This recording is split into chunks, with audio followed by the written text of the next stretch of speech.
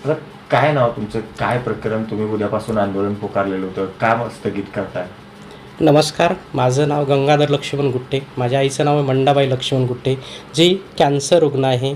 आज या ठिकाणी मी चांडक हॉस्पिटल, चांडक फार्मा आणि संबंधित अधिकारी जळगाव अन्न व औषध प्रशासन यांच्या विरोधामध्ये 16/4/2026 या दिवशी आत्मदहनाचा इशारा दिला होता आणि तसं संबंधित डिपार्टमेंटला सर्वांना मी कळवलेलं आहे. परंतु आज सकाळी SP ऑफिस जळगाव, त्याच्यानंतर नाशिक अन्न व औषध प्रशासन विभाग यांच्याकडून मला एक फोन करण्यात आला आणि त्याच्यामध्ये अशी विनंती करण्यात आली की आपण जे आंदोलन घेतलेलं आहे हे तात्पुरत्या स्वरूपात स्थगित करण्यात यावं. परंतु यांनी मला मागच्या 4 दिवसाखाली एक नाशिक अन्न व औषध प्रशासन विभागाने एक लेटर दिलं किंवा तुम्ही संबंधित आंदोलन तात्पुरत्या स्वरूपात थांबवावं, टोकाची भूमिका घेऊ नये. पण माझी नाशिक अन्न व औषध प्रशासन विभागाला विनंती आहे, जर मी तुम्हाला 26 जानेवारी 2026 ते तिथून पुढं 2 महिन्याचा कालावधी दिला होता, मार्च 2026पर्यंत, एवढ्या कालामध्ये आपण संबंधित प्रकरणाकडे कायम दुर्लक्ष केलं आणि संबंधित हॉस्पिटल, मेडिकल किंवा अधिकारी यांच्या बाजूनं सर्वस्वी आपण उभा राहण्याचा प्रयत्न केला.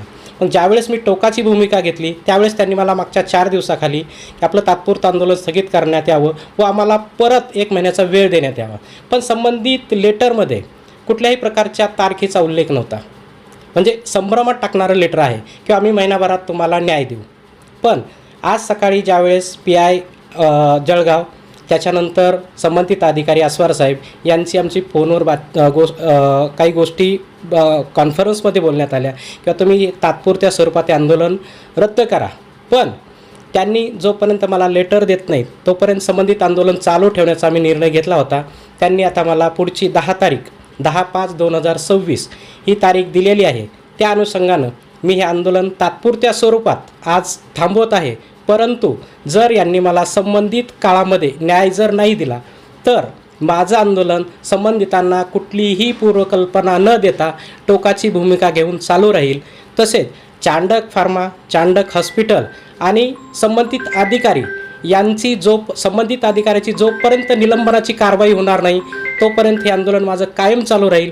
तसेच हॉस्पिटल, चांडक कॅन्सर केअर व चांडक फार्मा यांना जोपर्यंत कायमस्वरूपी बंद करण्यात येत नाही किंवा संबंधितावर कायमस्वरूपी बंदची कारवाई करण्यात येत नाही तोपर्यंत हे आंदोलन माझं चालूच राहील.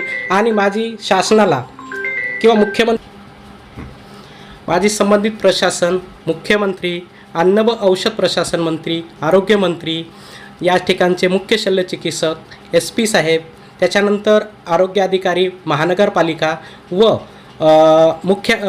जिल्हाधिकारी यांना माझी हात जोडून विनंती आहे की संबंधितावर आपण तात्काळ कारवाई करण्यात यावी. जर आपण